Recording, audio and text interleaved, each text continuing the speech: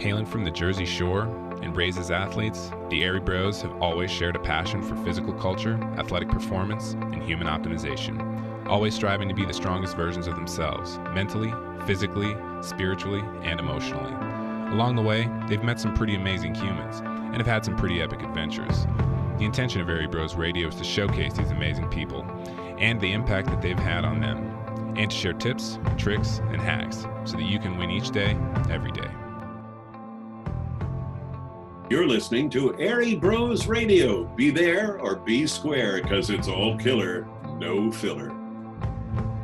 You can get someone thinking about how that's going to occur by asking them, well, what are your motives for being here? What are your motives for exercising? What are your motives for the things that you do? I know what it feels like to build something from scratch. Like, I know what it feels like to wrestle in College Ave Gym in front of 100 people in 2007. And by the time I was graduating, we were wrestling in the rack against B-Tech when they were top 10 in the country, and there was now 5,000 people there. Like, I felt all of that happen. The reason why I wanted to start a fitness company was to help people find purpose in life. And the vehicle for that was through fitness. There were nights where I would stop studying and just start journaling and sketching what this was gonna look like. And I still have this red binder with I'm not even a good artist, but I was drawing the sleds and drawing the squat racks because I just needed to get it out of my brain. The only thing that I experienced as a direct correlate to direct wrestling strength on the mat was a weighted pull-up. Ultimately, it's the belief that you have a reason for everything that you do. There's motives behind everything that we do. This is Mike DeMarco, and you're listening to Airey Bros Radio. Yeah, so we did start we started as sports performance in 2013. I went to Rutgers, graduated with a kinesiology degree. You have a great memory. And so I came out. I went into Rutgers thinking I was going to be a physical therapist, and so I went through all the schooling for that. And by the end of my degree, I realized that I wanted to be more on the performance and fitness end of the spectrum of sickness and wellness. And so, it came out with that as our main intention. Initially was, let's train kids, let's train athletes. I feel as if most people that get into this industry, that's the sexiest thing about it. You're want to train the NFL guy or the top athlete and stuff. And as a 22-year-old kid, maybe that's kind of where my brain was tracking as well. And after about the first year of doing that and being more on the performance side, the parents started to be intrigued and ask, can we train too? And at that time, personally, I was filling my competitive itch that I had from wrestling still with CrossFit. And I was using CrossFit as my training methodology and competitively, but also, to keep me going and maintain the shape that I was able to acquire from 20 plus years of wrestling. And then from about from 2014 until 2018, we were unapologetically CrossFit, flying the CrossFit flag, doing all the CrossFit things, making all of our members do the CrossFit Open every year. I would train 3, sometimes 4 hours a day, oftentimes in multiple sessions in different gyms, with the aspiration of getting to the next stage of what the CrossFit Games format is, and that was regionals. I came pretty close a few times, and at that time, I was of this mindset of if I was to get to that level, our gym would blow up.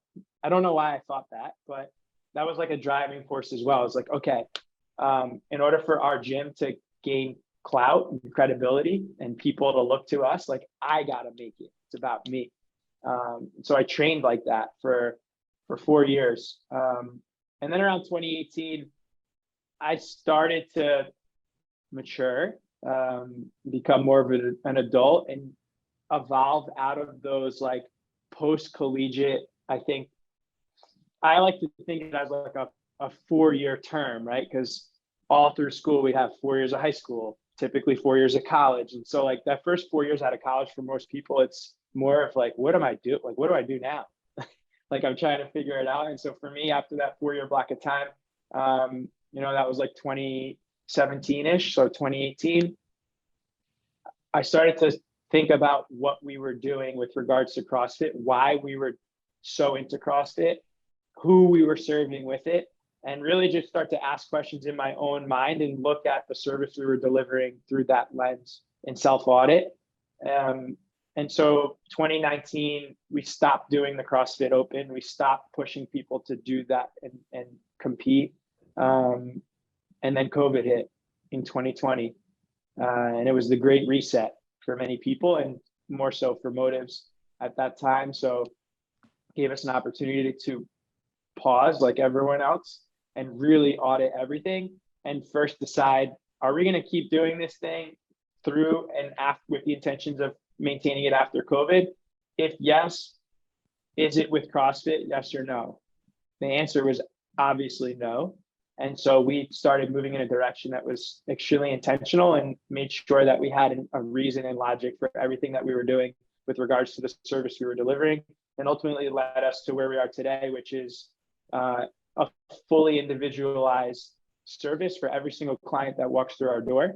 And you're either in a one-on-one track with us, where you work with a coach one-on-one every single day with your individualized program. You're in an autonomous group environment where there's anywhere from 2 to 7 people working out in a group, and you're all on your own workout track with a coach taking you through that workout.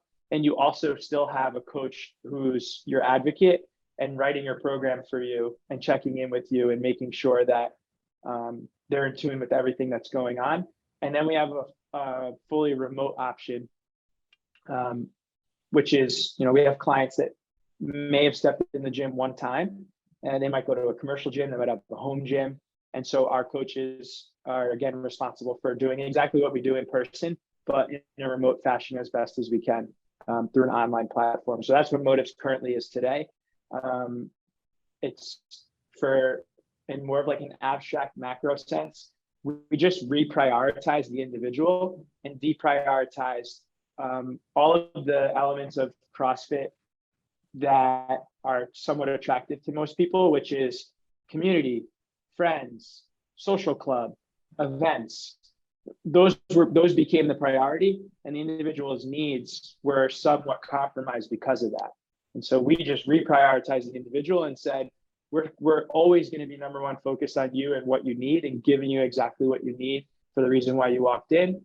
And then if the other things also come into play, that's great, but we're not going to allow those things to compromise the reason why you walked in the door. Long-winded answer to what Motives is today. It's perfect. You got to have an answer that long for something you're that passionate about. Was there any resistance when the change came, and was that change or the structure that you have now with individual programs, 5 to 10 people on the floor at the same time, was that something that you guys figured out throughout the years, or something you borrowed from someone? So we actually are working with a company called Active Life, and they have there's really 3 services that they have. They also started as a CrossFit gym back in the day. It's led by a former chiropractor, Sean Pastuch, and he transitioned from brick and mortar CrossFit to working with high level like CrossFit Games athletes who were getting these nagging injuries from the repetitiveness and the overtraining and all of that. And he started working with them, and they would fly out to him in Long Island. And so then they essentially created a program to mitigate and supplement CrossFit, the sport, which grew into people becoming aware of this and coaches saying, okay, well, teach me how to do that in Arizona and Colorado and Florida and Texas and all of these places. Like, teach us how you do it so that we can give it to our clients, because it's not just the games athletes that are experiencing this. Our clients are experiencing it because they're trying to be the games athletes. So then his journey, from what I understand, somewhat evolved into now having a travel seminar type service where they were essentially teaching coaches and gym owners, okay, here's our system, here's how you deliver it, and here's how you give value to your clients and help them get out of pain, or even evaluate them to understand why they're experiencing that shoulder pain that they have. They're experiencing it like, here's a quick test to see how much shoulder flexion they have. If right to left is imbalanced, then they probably shouldn't be butterfly kipping pull-ups for 50 to 100 reps in a workout. Let's first establish like equality left to right and find balance. And then we can introduce these aggressive momentum-based movements. So then Active Life then evolved where gym owners were saying, okay, I have my coach who's elevated beyond just like a CrossFit level 1 and knowing more than just the foundational movements of CrossFit. They can now evaluate, how do I like leverage this for the business? Like, how can we leverage this for the business? And so, and this was now occurring around the time that we joined them in COVID. So now they rolled out this third kind of vertical within their business, which is providing the business support for micro gyms like ours. And so we've been partnering with them. We're in our third year with them. So what I get as a gym owner is all of the business support from financials to operations to marketing to sales.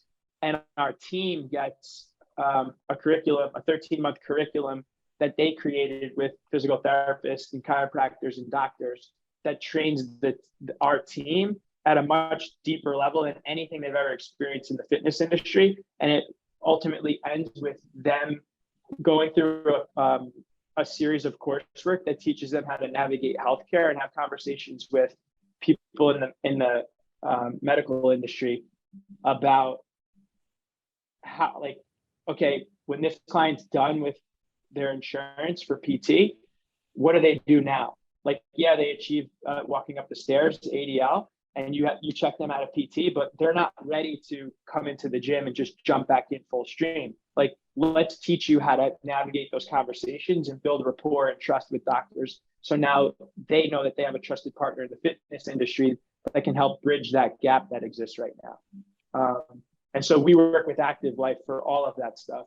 And this transition for us in installing this new framework of service is all from them. They've coached us on how to install it, roll it out, and support us with that. Are they based in Jersey as well, or are they somewhere else? Long Beach, New York. Okay, cool.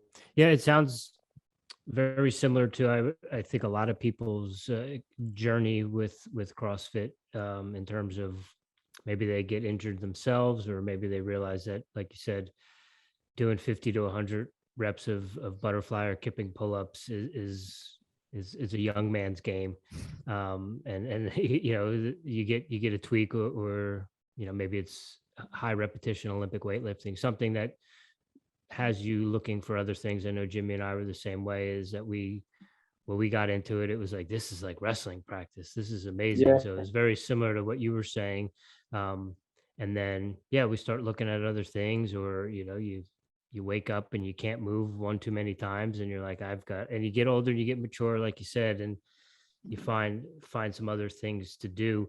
With that being said, were there any clients that were still like, no, I still want to do CrossFit, or was everyone pretty receptive to it at that point? I know it was kind of in your own athletic transition as well too. So I'm just curious, because I know Jimmy and I have both experienced it where, you know, there's still people that who think for some strange reason that they have a shot at making it to regionals or going to the games, and they still want to move poorly, and they still want to, as they say, live sore.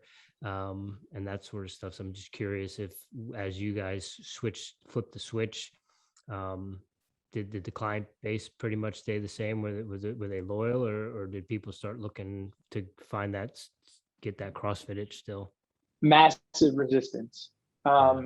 We went into this.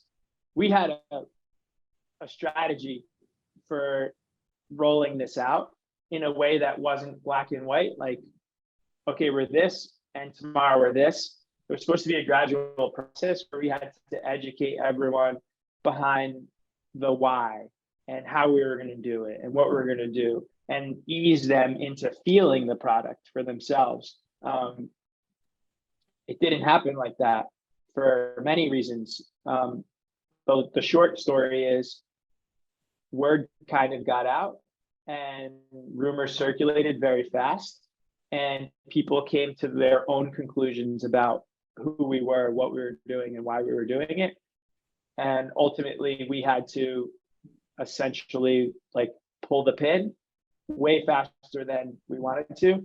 And it was a black and white transition, which was met with massive resistance and an exodus of about 65 clients that went to the CrossFit gym that just opened the year prior down the street. When everything hit the fan, I took it upon myself to reach out to 1, 2, 3 CrossFit gyms within a 10-mile radius driving distance of our gym. I reached out to them. I said, hey, this is what's going on. You may or may not have heard from some of our clients already, but I want to connect with you as soon as possible to understand who you are and how you deliver CrossFit, so that when I communicate with our clients on their way out the door, I can give them my best suggestion and referral based on what I know about them, what their interests are, what their background is, and where they want to go with fitness. And so I did that to 3 different gyms. Ultimately, about 90% of them all went to the same gym. And we were left with 10 people at that time. We're still recovering, and it was planned. You know, we had grown the business in many other ways up until that point. So fortunately, as the plan was evolving, we were financially prepared to make this transition. It wasn't like it was going to put us out of business when they all left. Like, worst case scenario, they all left, and worst case scenario pretty much happened. And now we're still standing and growing and moving forward with this new thing. There was a lot of emotion involved. I mean, some of our clients had seen me grow up from a 22-year-old kid, watch me get married, watch me have my first child, through engagement parties and baby showers for us, and sat across from me crying because I was greedy and Scrooge, when I'm sitting across from them telling them, we're making this change because I want to give you what you actually need, and I want to serve you even better than you are being served right now. But our contexts were not aligned. They were coming to the table with one context, we were coming to the table with another context. So I didn't even have room in their heads to have a logical conversation about why this is a good fit for them. So most of them left, and fortunately they were able to band together, right? For now, in retrospect, I look back and I'm happy for them. Like, one of their main priorities is community and friends and whatnot. And they were able to find that and stay together and didn't get so fractured in different cells of different gyms. And we're 4 months, 5 months since that happened. And I still talk to a lot of them and check in on them. How are you doing? How's it going? It's great. There's no hard feelings from us, so we know what our values are. We believe in what we believe in, and no one's changing that.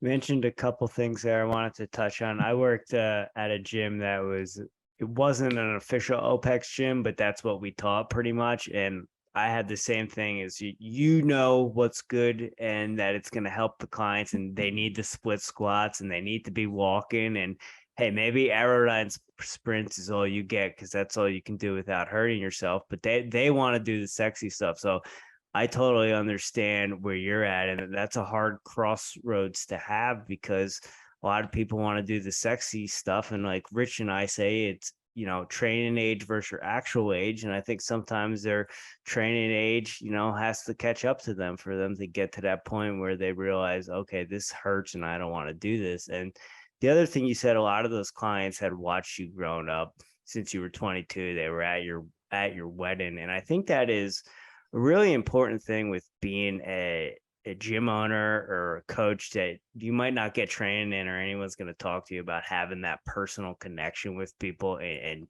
having the personal connection, but also being the coach and doing what's best in the gym. So how do you manage that? And how do you manage being friends with people who eventually, they're taking food off your table? Like, how do you cope with that and be okay with that when you know what you're trying to provide for them was the best thing? How do you not take that personal? It was really hard. I would be lying to you if I said I had a perfect answer. I had a plan for that, because to be honest with you, I anticipated at least 30 to 40% of them staying. So on the fly, figuring that out, there were many nights of me going home and like my wife consoling me because I felt like I got gutted. And so ultimately, I came to the conclusion for myself that it wasn't personal. Like, it wasn't personal for us to make that decision, and it wasn't personal for them to make their decision. And so if my expectation of them is to not get mad at me for making a decision that's in line with our values and the direction we want to take the business, I can't expect something different out of them. I need to expect the same thing out of them. I need to expect them to make a decision that's in line with their values and what they believe in. And if that means that we're not working together anymore, I can't fault them for that. And so ultimately I came to that conclusion. And to be honest as well, in the beginning, for the first like month or so, when they all transitioned out and they were going to a new gym and they were, a honeymoon stage or in a new space, it's whatever, I had to mute a lot of social media from them because I couldn't help myself going on social media.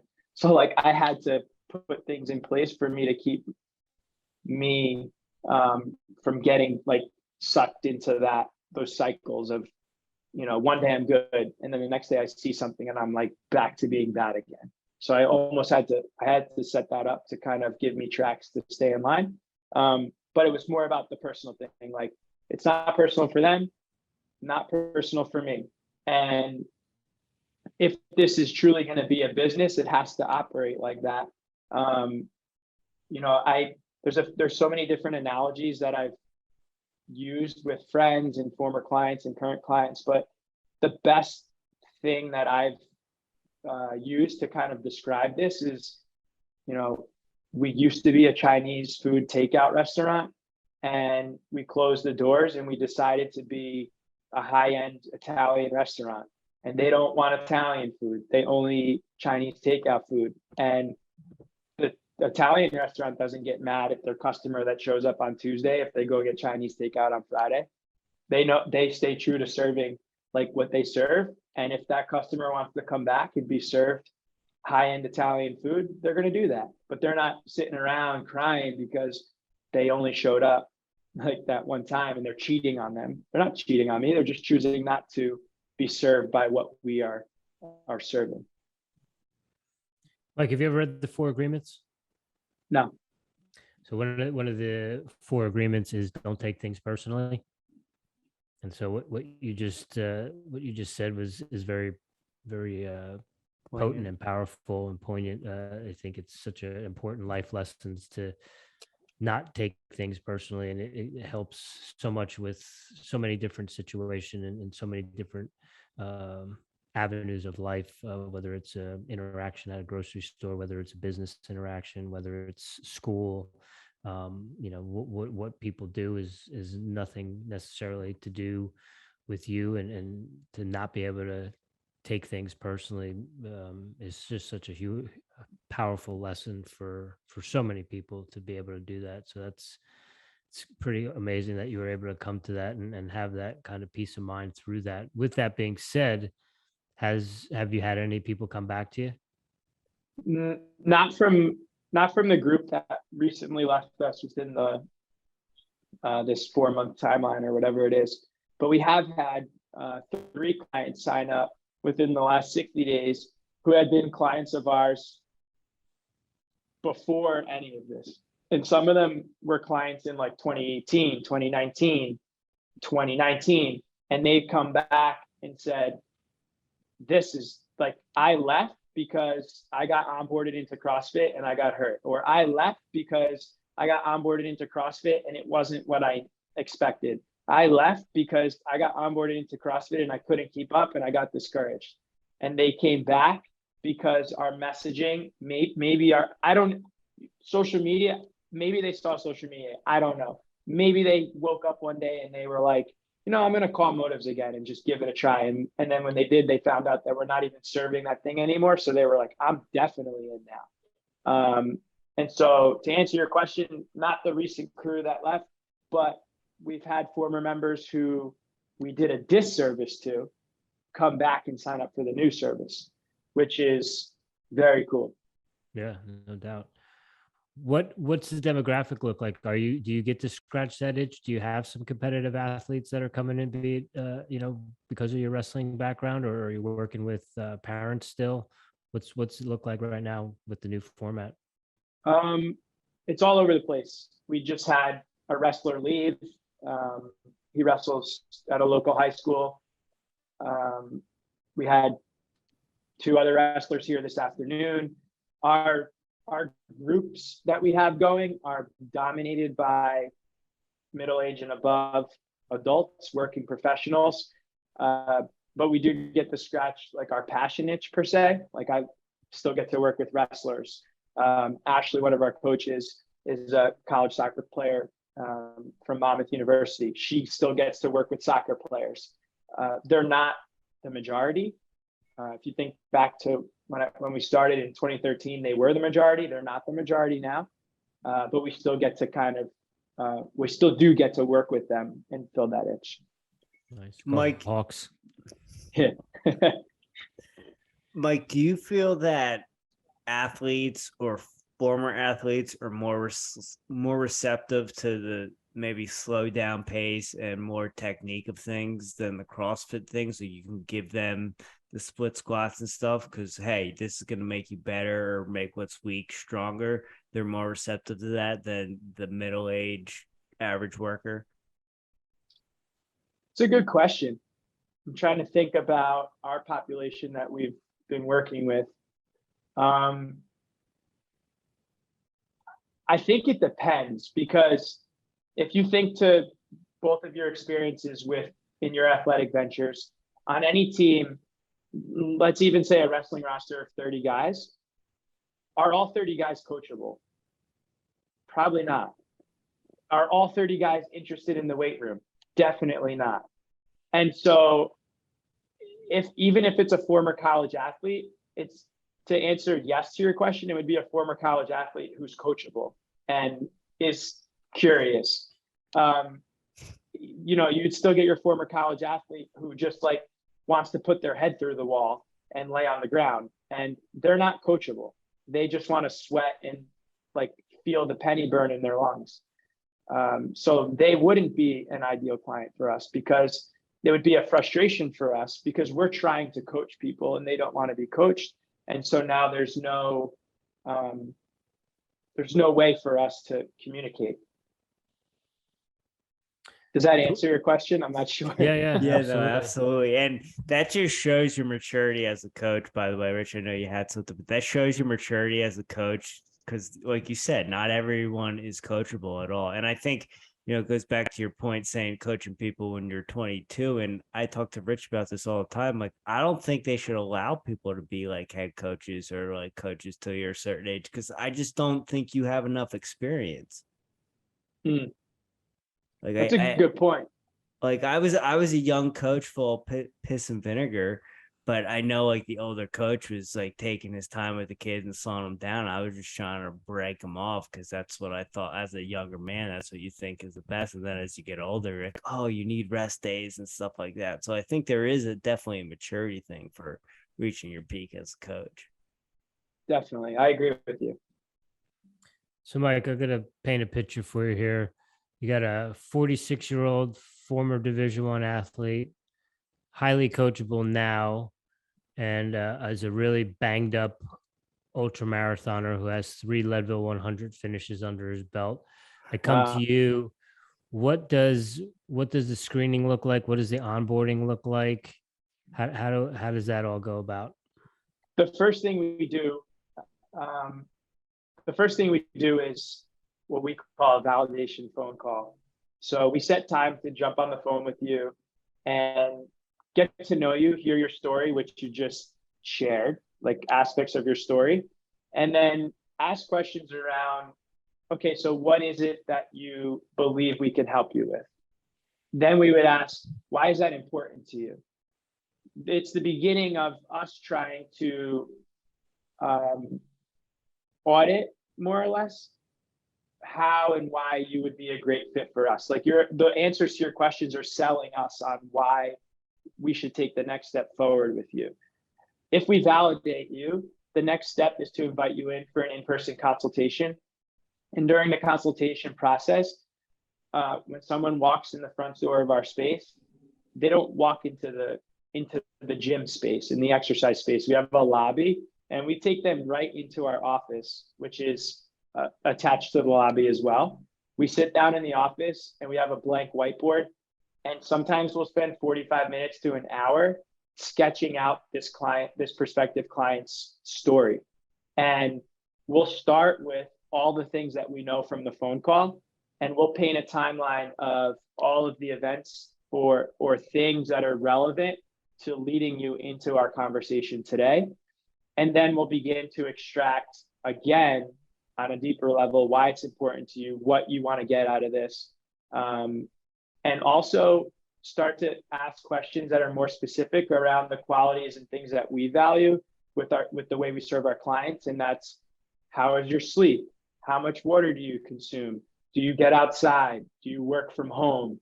Are you active outside of the gym? If not, why? What activities do you like to do outside of the gym? Really just paint or use that blank canvas to paint a best picture that we possibly can for that person. And just like the phone call, that whiteboard is selling us on why we should work together. Then we go into a screening protocol that involves a passive movement screen to just assess joint by joint. You know, how much shoulder flexion do you have? How much hip flexion do you have? Wrist extension, plantar flexion, knee flexion. So we take you through those tests, but those, our evolution now, we don't even do the movement screen until we're in our first session with you.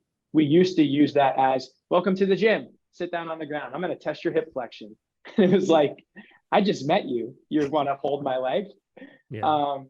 But this process for us has been amazing. So we whiteboard, and we basically canvas out who you are, why you showed up today, why that's important to you. And we try to identify where you are today, where you want to be on X date, the timeline that exists in between, and then it gives us an opportunity to educate you on how we may be able to help you close that gap as quickly as possible and what that's going to entail. If I was in New Jersey, I'd be knocking on you or scheduling at least a call. How many people have you turned away? Like, you don't have to give me a number, but have you turned away people with that concept? Absolutely. But our phone call has become the thing that turns it away. So prior to us having the phone call in our process, we were just like, bring them in, bring everyone in, like you could schedule your consult off the website. And our team's time is super valuable, especially when they're doing 20 to 30 one-on-one sessions a week. And then they got to sit down and go through a consultation with a guy who could have just had a 5-minute phone call and not wasted our time because he just wanted to know where the closest CrossFit gym was. We could have helped him over the phone with that. It's not that we don't like that person, but it's just, we could have avoided time wasted in that sense. But the phone call does that for us now. We're able to validate right away and turn away. And what we'll often do is, there's a lot of migration going on right now in the tri-state area, and I'm sure all around the country, but we're getting a lot of New Jersey people out, New York people in.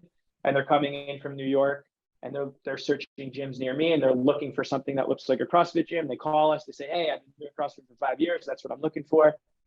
We'll ask a few more questions to maybe see if there's some type of traction for us to talk about what we offer. If there's not, hey, here's our 3 favorite CrossFit gyms in the area, and they're all somewhat different. If you go to this one, they're weightlifting biased. If you go to this one, they have a great community with events, and it's more of a social club. If you go to this one, they're a little bit more into like functional movement per se, and we'll refer them out.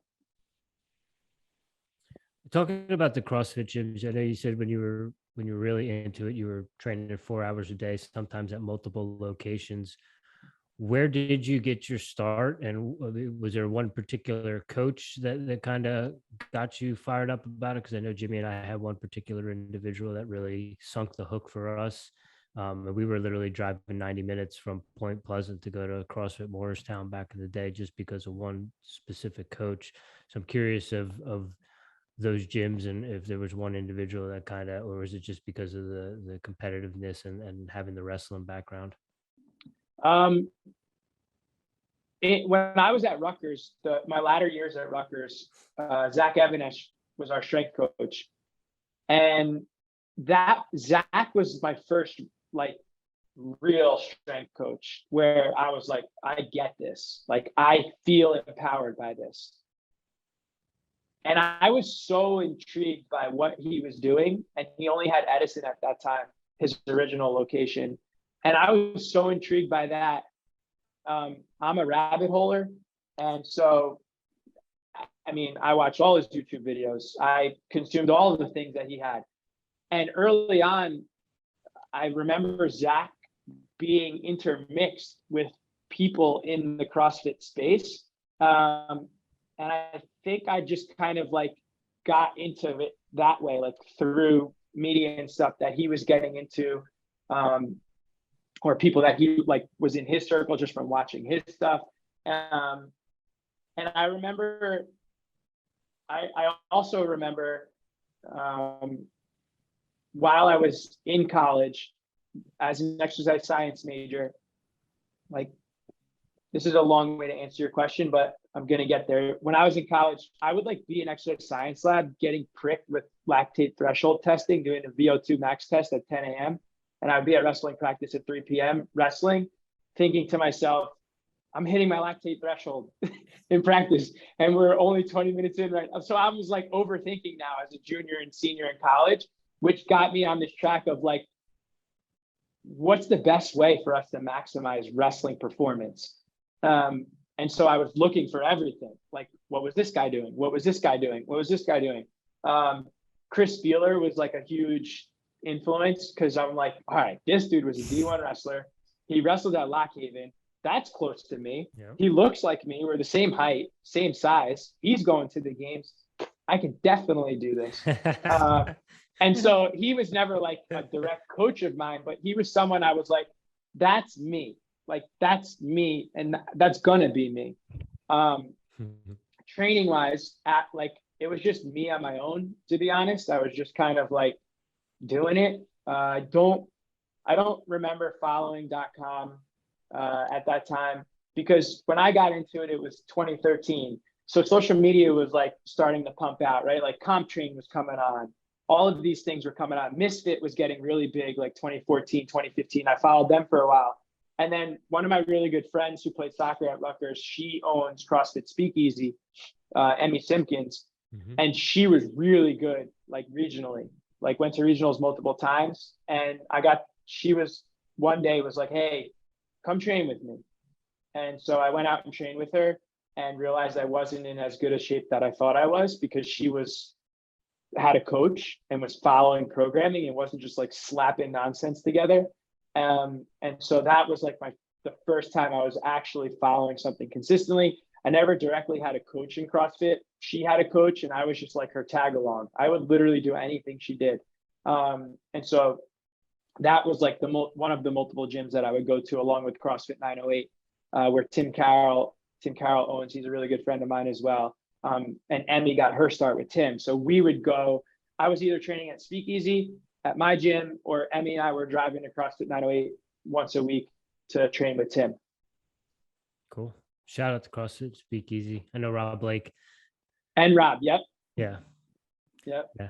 I've known Rob. I love that place. Since, I know Rob when he was involved back with when he first got started with CrossFit Belmar, and I was actually, I think the first time we met, I was teaching a CrossFit endurance seminar out in Mercer or something, and that's how I got to know them. And I did some stuff with those guys back in the day. Had a couple of running seminars with them. So it's funny how the community that's my favorite part about it, is just the community and camaraderie. And it is a pretty small world. Also, I think Jimmy and I both thought we were going to be the next Chris Spieler at one time too. And then 200 pounds got really heavy real quick. Yeah.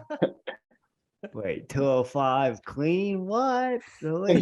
There's no weight classes? And you mentioned Zach. Zach had a huge impact on me. I got my coaching start through Zach, did a bunch of his certs coming up. And I think he was vital for me too, just learning how to coach and keeping it simple and getting on the topic of wrestling training. What are, we're all like guys on this call. I wrestled 112 senior year. I know you two guys. I believe you were a 3-pounder, right, Mike? Yeah. Yeah. So and I definitely want to probably get back to some of the other stuff, but what are some of the things that you think that wrestlers can work on? And what are your takes on, being a lighter guy? Do you think people need to be cutting weight, or do you think, hey, if you're going to do this, you need to do it right, and you need to have your nutrition needs to be part of your life? That's a great question. My answer to that changed prior to my experience coaching at Rutgers from 2018 to 2022. Like, my answer going into Rutgers in 2018 would have been different. My answer coming out of Rutgers now, just from working with guys like Nick Suriano and Anthony Ashnault and John Poznansky, like, these guys are in recent times the elite within their relative weight classes of college wrestling. And all three of them, I've had 3 different experiences with all 3 of them, and they were all successful. Obviously, Anthony and Nick did something that John is yet to do. I believe that he has the potential to do it, but they all train differently. The one thing that I walked away from Rutgers with, that I did not go into Rutgers knowing, was, number one, there's gonna be multiple things now, but number one, like, not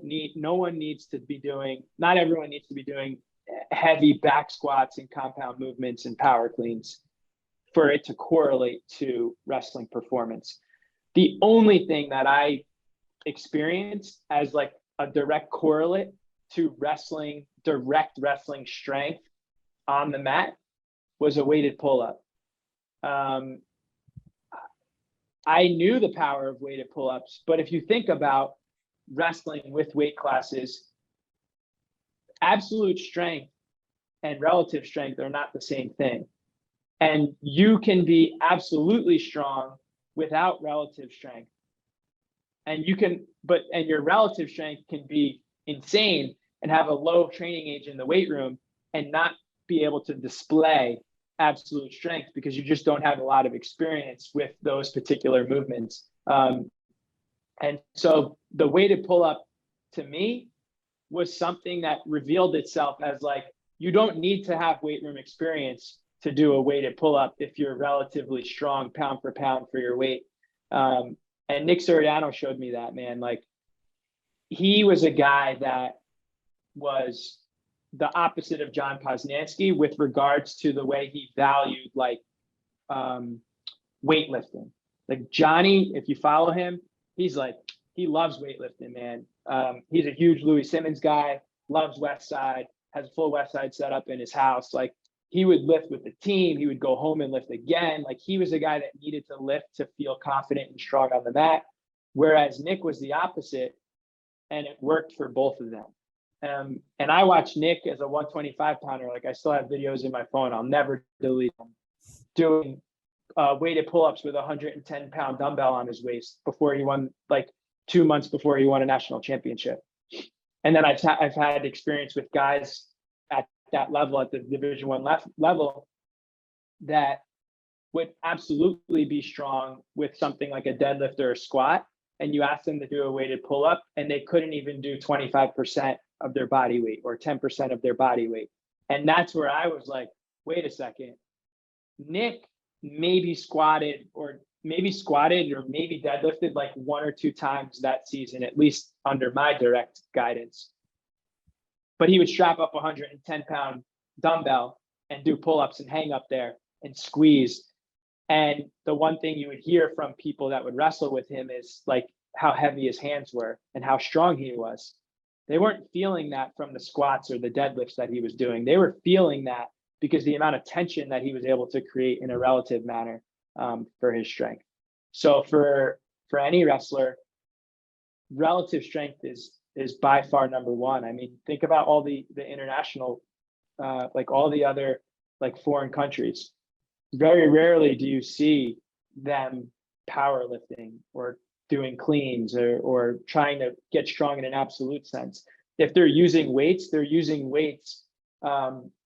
that are relative to their body weight, and they're using it more for like strength endurance or power endurance. They're not strapping up for like 1 rep maxes.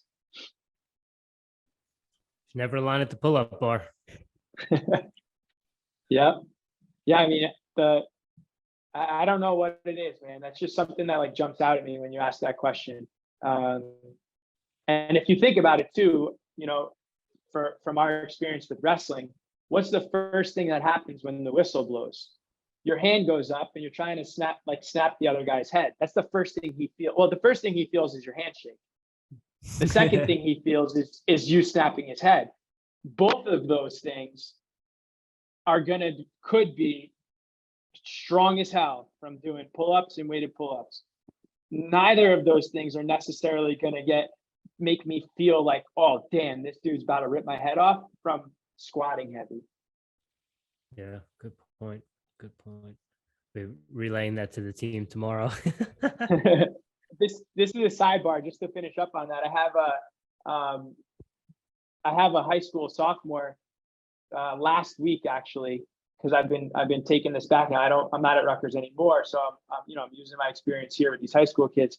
I got a high school sophomore he's 137 right now. He's going to wrestle 126 this year, and he maxed out his pull-up with 70 pounds on his waist last week. So you're talking about 50% body weight as a sophomore in high school.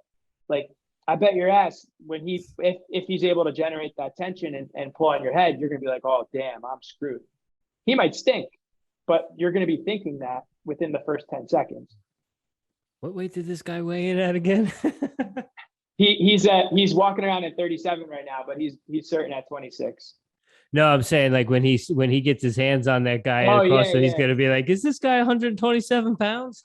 Real life. Like think about the mind games that go on when you step off the line. Mike, you mentioned a 10-pound weight cut there, or focusing on your nutrition at least to get him down those couple pounds. What is the goal there with him, and how do you present that not just to your wrestlers but to your clients as well, as far as the nutrition side of things? Yeah. We have very like surface level conversations around nutrition. We try our best to refer that out to someone who's an expert in that. No, there's logically two reasons for that currently. Number one, like, we want to stay in our lane and spend all of our time focusing on the thing that we're really good at and build relationships with professionals that are really good at that thing and hope that the same thing occurs back and forth. And number two, with regards to nutrition and diet, like, I think it is kind of in line with number one. Like, we didn't go to school for that. I went to school for biomechanics, kinesiology, and just more or less like knowing how the skeleton moves within physics. I didn't go to school for the biochemistry of certain nutrition plans and stuff like that. So I wouldn't expect a nutritionist to answer your question and be like, oh yeah, I prescribed this fitness routine for them. The same thing goes for us. But on the surface level with our clients with regards to nutrition, it's much more habitual. Like, when do you eat breakfast? What's the time between breakfast and lunch? more habit-based nutrition conversation and less like specific grams of protein, carb, fat, and everything else. And so with, first with the wrestlers, many of them go to their own like nutritionist for that kind of stuff. I speak to them from experience because they trust the experience that I've had. And what I typically tell most of them, is within, like if you certify with 10% body fat, and let's say you want to make a 10-pound cut, if you have a routine that works for you, that you're going to be able to make that cut in a way that's not all of these things that we did, go for it. But you got to understand that it's going to be unsustainable if you think you're going to be cutting 10 pounds every week and you're going to maintain everything that you just invested over the past 6 months of the off season going into March with. You're going to lose all of it. So I'm just very like upfront with them. With our clients, it's more what the first part of what I said. It's just more habitual based. We try to refer it out if it's something outside of our scope. Most often, those conversations help people just kind of like, oh yeah, I made sure I had protein for breakfast today. I haven't done that in years. I already feel better. Great. There's not really much science to that for us. They can find that on Google. So I guess probably the last one I have before we get into rapid fire, Mike, is you've been a part of the Rutgers program from different levels of different capacities. And as Jimmy said, like pretty much from the inception of when the turn started to happen.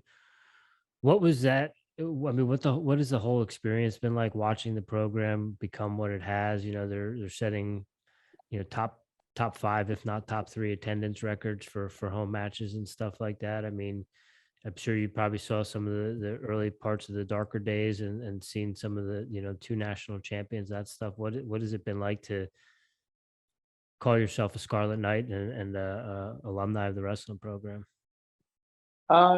When you say it like that, it's somewhat surreal. I mean, as my time there the past 4 years, it was super surreal, especially in 2019 with the 2 national champs. I even had moments through my coaching career there where I would be around these guys and I'm like, I can't even believe I have the right to say I was one of you, because you guys are like so far beyond who I was as a Rutgers wrestler here that I'm like, I don't even know if I deserve to say it, but those are just like, weird thoughts in my head at times. But it's an honor, man. Like, someone brought this up recently, and all of the stuff that we talked about in the beginning of the show with the transition of motives from 2013 to where we are now and the most recent transition we made, I can truly say my experience at Rutgers from 2007 until 2022 is a lot of the reason why I feel so confident about the decisions we're making in our business and the faith and the belief that I have in that it's going to work. Because to your point of the dark days and the beginning years of 2007 to 2000, I'd say 9 or 10, when we first got into the top 25, I know what it feels like to build something from scratch. Like, I know what it feels like to wrestle in College Ave Gym in front of 100 people in 2007. And by the time I was graduating, we were wrestling in the rack against VTech when they were top 10 in the country, and there was now 5,000 people there. Like, I felt all of that happen. So it's super surreal. I mean, no one can ever take that away from me. No one will ever be able to say that was never part of your story of life. And there's many lessons that I experienced as an athlete and as a coach that I believe makes me, in your eyes, mature right now as a 32-year-old business owner. Like, I'm mature as I am right now because I got to watch Goody mature. I got to feel Goody mature. I got to feel Leo mature. I got to feel Pollard mature. I got to feel, watch, and experience all of that maturity. And it's like, I'm now positioned as a 32-year-old with that under my belt. and better equipped to, just be who I am today and lead our team and our company right now in uncertainty, because we don't know we don't actually know what the final outcome is. We, as an early wrestler at Rutgers, everyone thought Goody was crazy, but he never wavered, man. He was like, nah, we're doing this thing. Like, we're gonna fill the rack one day. I still look for this flow video they made in 2008, I think it was, and it was him and Leo walking through College Ave Gym, and Leo has a big donker and they were just like, touring flow around. I think Martin was still on the camera, to be honest. And Goody walks in the rack. He's like, we're going to be wrestling in here one day. And it was kind of like, yeah, okay, whatever. It happened 3 years later, and 4 years later, all but one match was in the rack. And Goody was rock solid from day one on what he believed in. He was like, no, I know we're doing this thing. And I watched him stand true to what he believed in, and agree or disagree with who he is as a person or the way he coaches or whatever. But I watched him like not waver and just be like full belief in this thing, whether or not, like, he walked in my first year and like they were sleeping on the couch, not making any money, man, like just hustling, doing it because they truly did believe that it was going to get to where it was ultimately in 2019, where we had 2 national champions. Proof that you can accomplish anything you really set your mind to. It's a fact. Yep, no doubt. And Mike, you made a comment there that sometimes you look around and you said you don't know if you deserve to call yourself a Rutgers wrestler compared to the new crop. You bet your butt you do, because you and all your teammates, you guys paved the road for those guys. And if you guys weren't going there, there wouldn't be what Rutgers is now. It took all that, and it was awesome just from the outsider perspective to watch that. So yeah, you bet your butt you deserve to call yourself a Scarlet Knight. I appreciate that. Yeah, man. And one last thing I have for you before rapid fire, I must ask you before we get you off here, where does Motives come from? Where's the name come from? Wow. I've never been asked this question before, so I like this. I've been asked a lot of questions. My senior year of college, when I realized that this is what I wanted to do, and I shared with you about like all of my influence from Zach and like the people he was surrounding himself with. My final semester at Rutgers, like the last few months of my college career, I was so fixated on like getting this thing started that there were nights where I would like stop studying and just start like journaling and sketching what this was going to look like. And I still have this red binder with like, I'm not even a good artist, but I was like drawing the sleds and drawing the squat racks because I just like needed to get it out of my brain. And in that process as well, I was just like writing words that came to mind. Ooh, this could be the thing. This could be the thing. This could be the thing. This could be the thing. And ultimately, Motives came to be because the reason why I wanted to start a fitness company was to help people find purpose in life. And the vehicle for that was through fitness. And so Motives was a word that stuck because you can get someone thinking about how that's going to occur by asking them, well, what are your motives for being here? What are your motives for exercising? What are your motives for the things that you do? And it at least opens up dialogue with them to give you space to say, well, here's how we can use the vehicle of fitness to maybe help you change your motives to the things that you want them to be. But ultimately, it's the belief that like you have a reason for everything that you do. There's motives behind everything that we do. There's a motive behind why we're having this podcast right now and all the decisions we make throughout the day. So it was really just picking a name that had something that was going to make people take the gym with them outside of just the 4 walls of where we worked. Nice. I dig it. Yeah, I Thank like you. it, and I like the origin story too. I always gotta like something that has an origin story like that. So, and I can appreciate that. It's supposed to be doing homework, but you're writing wads and getting your CrossFit going on. I can appreciate that. Mike, first rapid fire question I have for you is: are you a coffee drinker? Love coffee, cold brew only.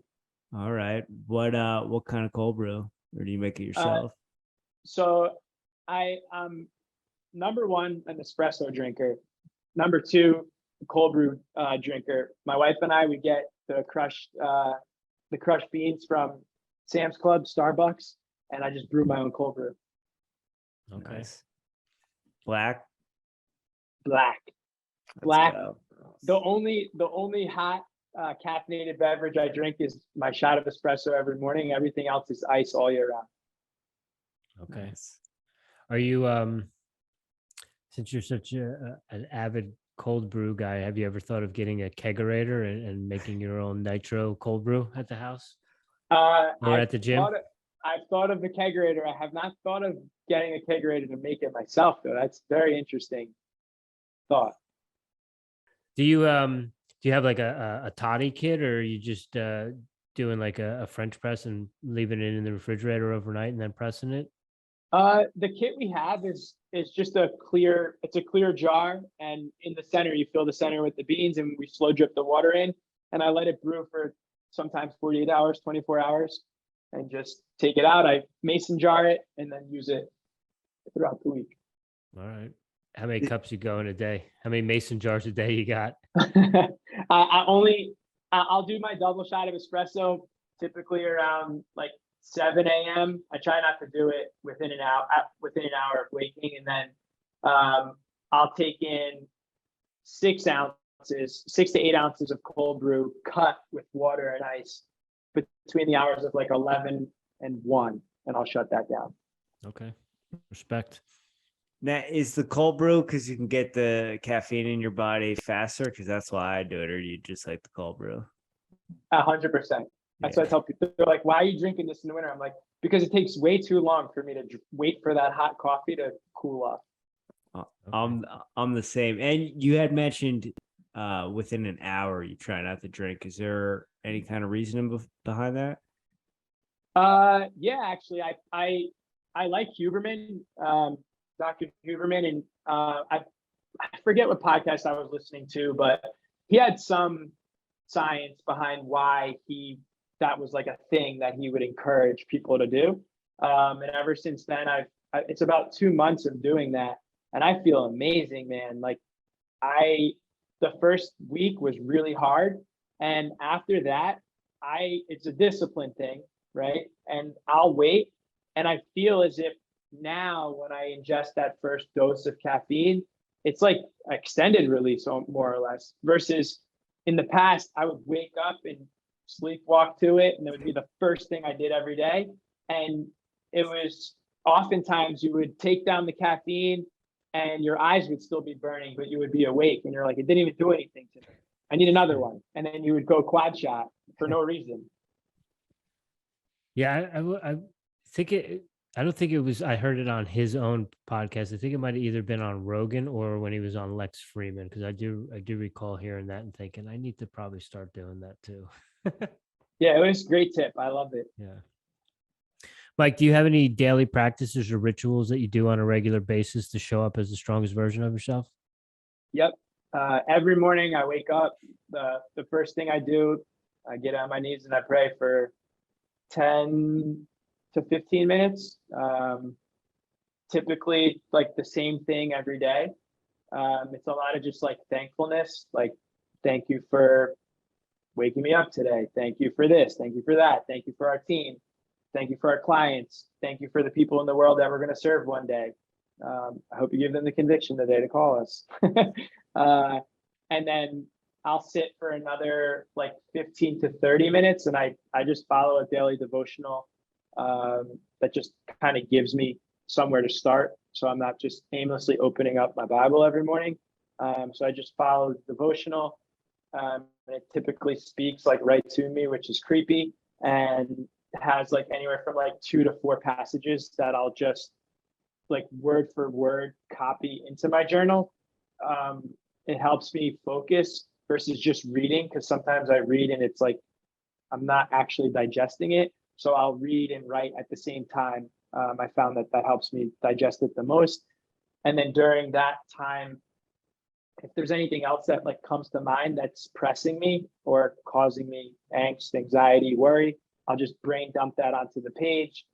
Often I'll brain dump it and then list out worst case scenario and options that'll happen if worst case scenario happens, and then I won't be anxious anymore. And then that usually is the hour, and then I'll go get my shot of espresso and I'm on my way. Excellent. Do you rise at the same time every day? Are you like a 4 a.m. Jocko kind of guy, or? No. It really depends. It really depends on the season I'm in. So when I was working at Rutgers, I would have to be at the gym 3 days a week before Rutgers for 5 a.m., 6 a.m. time slot. So it would be 4 a.m. and I would keep it consistent. So at that time, that season, yes. Now I have the routine I just explained. So depending upon when my first obligation is in life, whether it's like watching my daughter, taking her somewhere, or coming to the gym, coaching, something of that matter, I just reverse math back when waking hour is in order for me to get in the time that I need to get in to be the best version of myself that day. And it typically is around like anywhere from 5:30 to 6:15 at the latest, like anywhere on that sliding scale. Okay, respect. It's a good routine. I appreciate that. Yeah. And it's not creepy when the Bible talks to you. That's called synchronicity. Yeah, it's crazy, man. Some days I'm like, it's too much for me. I honestly, any kind of scripture, whether it be the Bible or any other kind of text, I just open up the page, and I feel like when I do that, it just most of the time it's directly what I need. And like you said, it's like, wow, I needed that, and the universe knew. Yeah. Mike, what are you listening to right now? Music wise, audiobooks, are you reading anything? I'm in a season of not reading. The year prior to that, I stopped reading books around February of this past year, because prior to that, starting with COVID, I was the guy who had 3 books going at the same time and 5 waiting to be read, and I never actually read any of them, and I had more anxiety about how many books were on my desk than actually like getting the point of the book. I worked through that and was able to work through 1 book at a time. And then around February, I realized that like I wasn't taking my time to pray, meditate, and read the Bible, and I was consuming that time with more like business type books and whatnot, where it's like I was getting the business stuff from active life and through our daily experience throughout the day. Like I didn't need more of that the first thing in the morning. What I needed first thing in the morning was to center myself, fill myself up so that I could leverage everything else throughout the day. So I shut that down to reinstall this routine that I described, back in the springtime. And so I don't know if when I'm going to read books in the future. It's like, it's more of a, like I have to earn it again, more or less. But I get my education from podcasts. I love podcasts. That's what I do when I drive. I don't listen to music when I drive. I either don't listen to anything when I drive, or I listen to a podcast when I drive. I love listening to Huberman.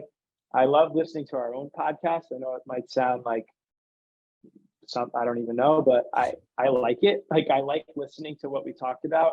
I like analyzing it and seeing how the conversation went and how it was valuable or not valuable, if it was a waste of time. I like listening to pastors from other churches that I don't get to hear from on Sunday. I've listened to some of your guys. I kind of like go with it, whatever comes to be podcast wise. I think it's, Jimmy and I talk about this all the time. I think it is important to listen to your own stuff, because one of the people that helped us get started at the college, his biggest thing was that we want people in here because it's doing this is going to make you a better communicator. And I think it's so valuable to listen to your own self talk so that you pick up on certain things or certain filler words, and you get the sense of what you need to correct on 'em, or just how you can improve on interviewing guests, or yeah, like you said, how this went, how that went, was it a good value of time, all those sorts of things. So it is, I don't think you need to feel any other way but positive about listening to your own stuff, because I know we do it. Well, thank you for that. Sometimes I feel like if someone knew I was driving in my car listening to myself talk, they'd be like, "What's wrong with this guy?"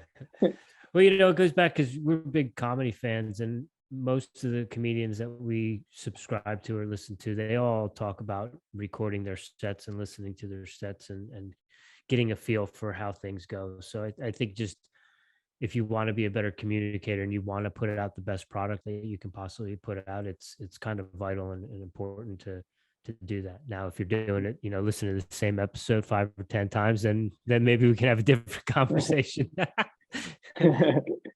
But it's But we no can go back and listen to some of the old ones, like on road trips and stuff. Be like, oh, we've had some pretty cool guests. Let's go listen to Steve Maxwell, or oh man, we had Mark Bell. Let's go listen to what that was like when we first were getting going in COVID. So Yeah, and Mike, I also think it's one of those things that you said too. You're a podcast fan, and when I look at our library, regardless of if it was the Airey Bros or if it was the Motives Life podcast, I'm listening because the library, and it's people I want to listen to. I think that's the biggest key too, is just it hitting people up or talking to people that you would listen to, whether it was you interviewing them or someone else. Yeah, that's a good point.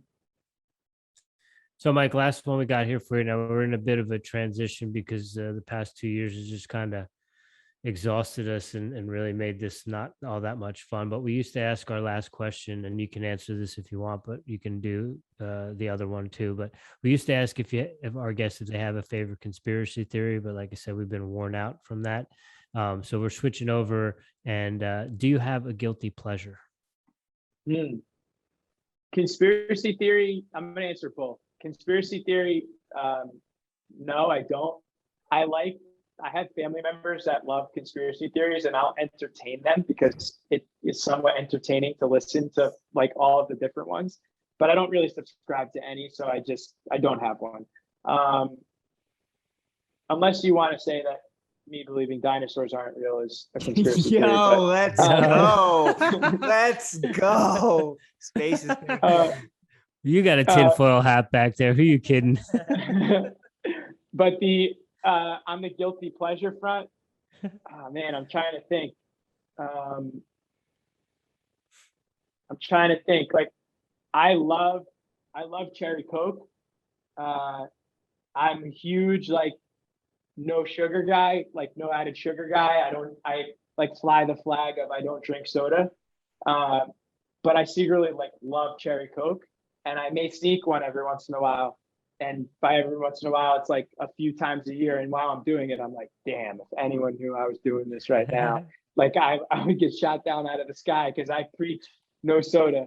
But it's also something that's my sweet tooth from weight cutting. Like that was my thing. And I think it'll always be my thing. That's a good one. I appreciate that. I think, a little bit of sugar every once in a while is probably not the worst thing for the brain, but as long as you keep it under wraps and keep it in control, I'm not opposed to a cherry Coke maybe once a quarter. So indulge yourself a little bit, treat yourself. Mike, have you ever heard of the Waterloo sparkling waters that come in a can? Actually, this summer we crushed those. They were so good. Yeah. And I actually get my fix from Zevia's. Yeah. All right. Yeah. I was gonna say they're black cherry. It's not cherry Coke, but it's something. The Waterloo one, right? Yeah. Yeah, they were really good. There was that one, and there was another one that we were crushing this summer. The flavored seltzers are really coming around. Yeah, they're good.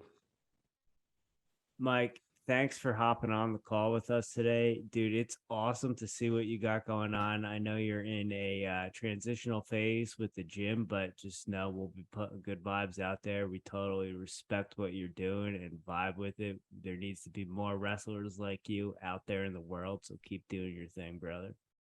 I appreciate you guys. Thank you. It's hard. Like I love these kinds of conversations because, you get caught up day to day and there's some days that are down, and like every once in a while you need someone that's not of direct contact with your life day to day to tell you like, yo, you're doing the right thing. Keep going forward. Like you guys know nothing, like you don't know anything beyond this conversation of what we're doing. So it means a lot for you guys to say that, because it's the truth. Like it's a struggle transitioning. Yeah. And also, dude, I was there with you in the basement in 07. I was there at Catone's when you were starting as a coach. I'm cheering for you, dog. I want to see it flourish. Thank you. Yeah, Mike, you don't have to go fast. You just have to go forward. You know what I'm saying? That's what we say in the ultra marathon community. So I love that. I actually, do both of you guys run ultras still or former? Just Rich. I mean, I'm a little banged up right now, but I do have 100-mile on the calendar for April. Awesome. One of our coaches here just finished his first backyard ultra. Sweet. He did that in August, and he's doing the Beast of the East in December. Okay. He did the Beast in the East last year. If you're familiar with it, it's like, I think, North Carolina through the Appalachian Trail. He failed at like 83 or 84 because it was raining and his feet like sponged out. So he's going back. He's like, I'm never doing this again. I'm doing it and I'm like over with this one. I'm going to move on. So he's an ultra guy. So that's cool. Cool. How many laps or how many miles did he accumulate in the backyard ultra? Do you know? He finished 100 in 24. Okay, cool. Very cool. Yeah. So I went for the first few cycles of it. It was like 4.111 something. So he did 24 of those. Nice. Respect. Yeah, it was the Leadville one. That one's my friend from Rutgers, actually, Adam Klink. He just tried that one. I don't think he made it though. I think he got robbed though. Yeah, that'll happen.